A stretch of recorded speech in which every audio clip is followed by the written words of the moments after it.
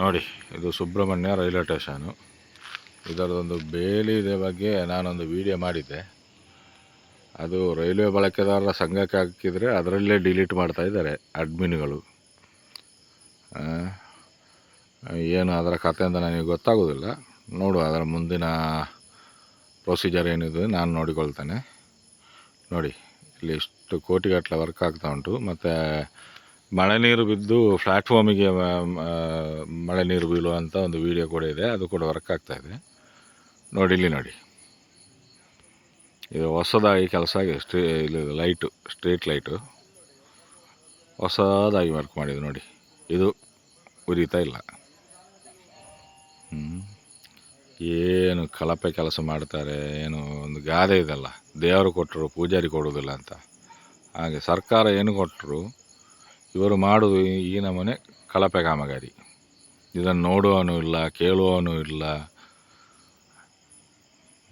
ಯಾರಾದರೂ ಅಧಿಕಾರಿಗಳು ಬಂದರೆ ಸಡನ್ ಒಂದು ಕ್ಲೀನ್ ಮಾಡೋದು, ಅದಕ್ಕೆ ಏನಾದರೂ ಮೇಕಪ್ ಮಾಡಿಕೊಂಡು ಇದು ಮಾಡಿ ಅವರ ಅಧಿಕಾರಿಗಳು ಹೋದ ಕೂಡಲೇ ಮತ್ತೆ ಅದೇ ರಾಮಾಯಣ ಬರೋದು.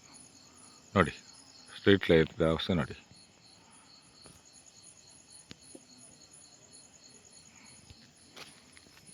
ಇದು ಉಂಟು ನೋಡಿ, ಇದೆಲ್ಲ ಕೇಬಲ್ ವರ್ಕ್ ಆಗಿದೆ ಇಲ್ಲೋ ಗೊತ್ತಿಲ್ಲ.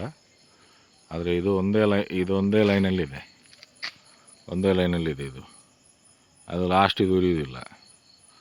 ಮತ್ತು ಈ ಕಡೆ ಇದು ಬೇರೆ ಲೈನ್ ಇದು ಒಂದು ಕೂಡ ಉರಿತಾ ಇಲ್ಲ.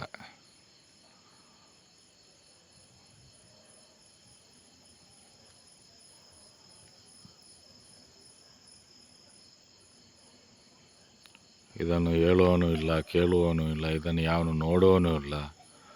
ಯಾರಾದರೂ ಬಂದರೆ ಸಡನ್ನ ಕೆಲಸ ಮಾಡೋದು, ಏನಾದರೂ ಅದಕ್ಕೆ ಒಂದು ಪ್ಯಾಚ್ ವರ್ಕ್ ಮಾಡಿ ಮೇಕಪ್ ಮಾಡಿ ಬಿಡೋದು.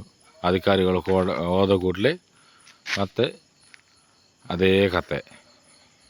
ಒಂದು ನೋಡಿ, ಇಷ್ಟು ಲಕ್ಷ ಯಾತ್ರಿಕರು ಬಂದು ಹೋಗುವ ಇದರಲ್ಲಿ ಒಂದು CCTV ವ್ಯವಸ್ಥೆ ಕೂಡ ಇಲ್ಲ. ಮೊನ್ನೆ ಏನೋ ಒಂದು ಚಿನ್ನದ ಕಳ್ಳತನ ಎಲ್ಲ ಆಗಿದೆ ಅಂತೆ, ಎಷ್ಟಪ್ಪ ಅವನು ಚಿನ್ನದ ಕಳ್ಳತನ ಆಗಿದೆ. ಒಂದು CCTV ಇದ್ದರೆ ಅದನ್ನೆಲ್ಲ ಏನಾಗಿದೆ, ಯಾರು ಬಂದು ಹೋಗಿದ್ದಾರೆ ಎಲ್ಲ ಡೀಟೇಲ್ ಸಿಗ್ತದೆ. ಆದರೆ ಅದನ್ನು ನೋಡೋನು ಕೇಳೋನು ಯಾರಿಲ್ಲ. ಇನ್ನು ಬಳಕೆದಾರರ ಸಂಘಕ್ಕೆ ಹಾಕಿದರೆ ಅದರಲ್ಲೇ ಡಿಲೀಟ್ ಮಾಡೋದು ಅಡ್ಮಿನ್ಗಳು ಕೂತ್ಕೊಂಡು. ಇವರೆಲ್ಲ ಯಾರ್ದು ಮಧ್ಯವರ್ತಿಗಳು ಅಂತ ನೋಡಬೇಕಷ್ಟೇ.